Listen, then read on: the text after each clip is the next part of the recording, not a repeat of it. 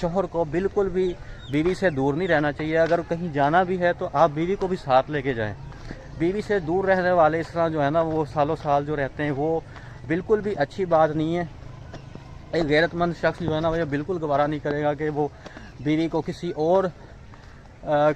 और इंसान के सुपुर्द करके वो चला जाए। तो बीवी को अल्लाह ने बनाया आपके सुकून के लिए कि आप उसके साथ वक्त गुजारें, आपको उसके साथ सुकून हासिल करें। आपकी लाइफ का वो शरीक है, शरीक हयात है। जब आपके उसको शरीक हयात बना के उसको लाइफ में शरीक ही नहीं कर रहे हो, ठीक है, सालों साल बाहर रह रहे हो, तो वो फिर शरीक हयात का जो मकसद है ना वो फोत हो जाता है। तो फिर आगे के लोग अक्सर जो है ना वो शादी करके बैरून मुल्क चले जाते हैं। फिर बीवी पीछे से जो है ना वो ससुराल वालों के रहमो करम पर जो है ना रह जाती। ससुराल वाले उसके साथ जो है ना वो अच्छा ट्रीट नहीं करते, और क्योंकि शोहर की गैर मौजूदगी में जो है ना वो औरत को ज़्यादा इश्यूज़ होते हैं। अब उस सूरत हाल में कुछ और तरह के भी मामला आते हैं कि जहाँ पे शोहर की गैर मौजूदगी में जो बीवी है वो उसके शोहर की इज़्ज़त की हिफाजत नहीं करती या बेवफाई करती है या किसी और के साथ वो एक्स्ट्रा मैरिटल अफेयर्स कायम कर लेती है। तो वो भी बहुत ज़्यादा जो है ना एक सेंसिटिव इशू है जो कि नहीं होना चाहिए। सबसे पहली तो बात मैं कहूँगा इसमें शोहर की गलती है जो बीवी को अकेला छोड़कर वो दूर उससे रहता है और महीनों महीनों रहता है। मैं कहता हूँ कि शादी के बाद शोहर को बिल्कुल भी बीवी से दूर नहीं रहना चाहिए। अगर कहीं जाना भी है तो आप बीवी को भी साथ लेके जाएं। बीवी से दूर रहने वाले इस तरह जो है ना वो सालों साल जो रहते हैं वो बिल्कुल भी अच्छी बात नहीं है। एक गैरतमंद शख्स जो है ना वो ये बिल्कुल गवारा नहीं करेगा कि वो बीवी को किसी और इंसान के सुपुर्द करके वो चला जाए। तो बीवी को अल्लाह ने बनाया आपके सुकून के लिए कि आप उसके साथ वक्त गुजारें, आपको उसके साथ सुकून हासिल करें। आपकी लाइफ का वो शरीक है, शरीक हयात है। जब आपके उसको शरीक हयात बना के उसको लाइफ में शरीक ही नहीं कर रहे हो, ठीक है, सालों साल बाहर रह रहे हो, तो वो फिर शरीक हयात का जो मकसद है ना वो फोत हो जाता है।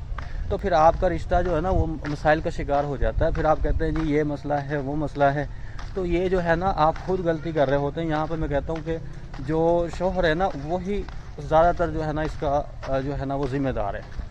औरत तो फिर ज़ाहिर है जो है ना वो मसाइल का शिकार होगी। तो औरत को भी चाहिए कि अगर इश्यूज़ हो जाते हैं, देखो मर्द अगर बाहर है ना वो हो सकता है मजबूरी से गया है, ठीक है, आप उसकी अगर आपको कोई इशू है उससे डिस्कस करें कि यार मैं तेरे बगैर गुजारा नहीं है, तुम इधर ही आओ, जो भी है जैसा रूखी सूखी मैं खा लूँगी, मैं गुजारा कर लूँगी, तुम मेरे साथ रहो। तो ये बात है कि कभी भी मियाँ बीवी शादी के बाद एक दूसरे से लॉन्ग टर्म के लिए दूर ना रहें। दूर अगर रहेंगे तो आपके दरमियान दूरियां बढ़ती जाएंगी और बीच में जो कोई थर्ड पर्सन है उसकी एंट्री हो जाएगी और वो जो है ना आप में से किसी एक की जगह ले लेगा। मियाँ के साथ भी या बीवी के साथ, दोनों के साथ ऐसा हो सकता है।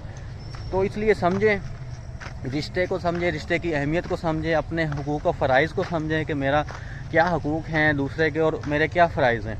तो अगर ये चीज़ों का ख्याल करेंगे ना आप कभी भी एक दूसरे से दूर नहीं रहेंगे मेरे ख्याल से। तो ये चीज़ का जो है ना आप ख्याल करें। अगर नहीं करेंगे तो फिर इश्यूज़ बनते हैं, फिर शिकायतें आती हैं, जी उसने ये कर दिया, ये हो गया, बेवफाई कर दी और ये हो गया वो हो गया।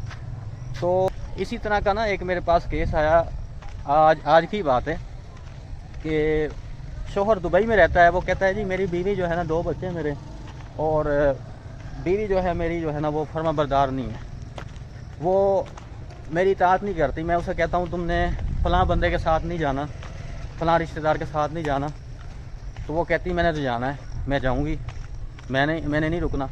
तो भाई मुझे ये बताओ कि आप जब उसको साल 2 साल 3 साल आप उसके साथ नहीं रहे हो, दुख सुख में, बीमारी में, तकलीफ़ में, मुसीबत में, तो आपके साथ उसकी फीलिंग्स ही नहीं जुड़ी हुई, आपके साथ उसका ये जो है ना इमोशनल अटैचमेंट ही नहीं है कि वो आपकी फर्मा बरदारी करे, ठीक है ना। उस तरह से जो दीनदार होगी वो तो समझेगी ना कि मेरा शोहर है, मैं इसकी बात माननी चाहिए। लेकिन देखो हर कोई इतनी समझदार नहीं होती ना, हर किसी को इतना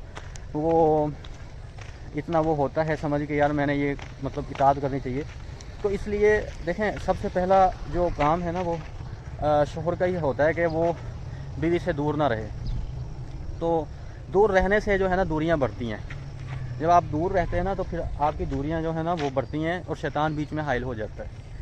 तो अब ये जो है ना केस वो काफ़ी ख़राब हो रहा है वो मतलब कि एक तलाक की नौयत तक जो है ना, तलाक की नौबत आ गई उसमें। तो मियाँ बीवी का जो रिलेशन है ये मजाक नहीं है, ठीक है। और तलाक का जो लफ्ज़ है ना, ये लफ्ज़ बहुत बहुत बहुत मनहूस लफ्ज़ है ये, ठीक है। तो इससे बचें और अपने रिश्ते को निभाएं, अपने रिश्ते की अहमियत को समझें, और जो आपके इश्यूज़ हैं ना उनको कोशिश करें कि जैसे वो हल हो सके उनको हल करें। तो दोस्तों, आप अपनी राय कमेंट्स में दें और बताएं कि क्या जो मैंने बात की है उसमें मैंने कोई गलत बात की है, या आप कोई माशरे में देख रहे हैं तो वो मसाइल कैसे हल हो सकते हैं। ख़ासकर जो मियाँ बीवी का, जो मैं मियाँ बीवी के रिलेशन को मैं क्यों इतना इंपॉर्टेंस देता हूँ, क्यों इस पर बात करता हूँ, इसलिए कि ये बेसिक रिश्ता है। ये बेसिक रिश्ता है मियाँ बीवी के रिलेशन जो है ना, मियाँ बीवी से ही ये दुनिया वजूद में आई है। जो अम्मा हवा और हमारे अब्बा आदम अलैहिस्सलाम थे वो मियाँ बीवी थे, उसके बाद ये सारी नस्ल चली है, ठीक है। दुनिया का पहला रिश्ता मियाँ बीवी के था, और जो आखिरत में जन्नत में भी मियाँ बीवी का रिश्ता होना है और कोई रिश्ता नहीं होना। और क़यामत के दिन सबसे पहले हिसाब जिस रिश्ते का होना है वो मियाँ बीवी के रिश्ते का होना है, उसके बाद बाकी चीज़ों का, बाकी रिश्तों का हिसाब होना है। तो इसलिए मियाँ बीवी का रिश्ता जो है वो आप इसकी अहमियत को समझें, आप अपने हकूक़ व फ़राइज़ को समझें। आप वो समझते ही नहीं है, तो जिसकी वजह से आपस में एक दूसरे के साथ जो है ना आप ज़्यादतियाँ करते हैं, फिर कहते हैं ये इश्यूज़ बन गए हैं। ज़्यादतियाँ करके जो है ना फिर आप कहते हैं जी वो उसने ऐसा क्यों कर दिया। जब आप दूसरे के हकूक़ का ख्याल करेंगे तो दूसरा जो है ना आपके साथ क्यों वो उतनी ज़्यादती करेगा। तो दोस्तों, कमेंट सेक्शन में बताएं कि अगर आपको कोई इशू है किसी किस्म का, आपके मियाँ का या बीवी का, ठीक है, तो मैं उसके बारे में क्या हेल्प कर सकता हूँ आपकी।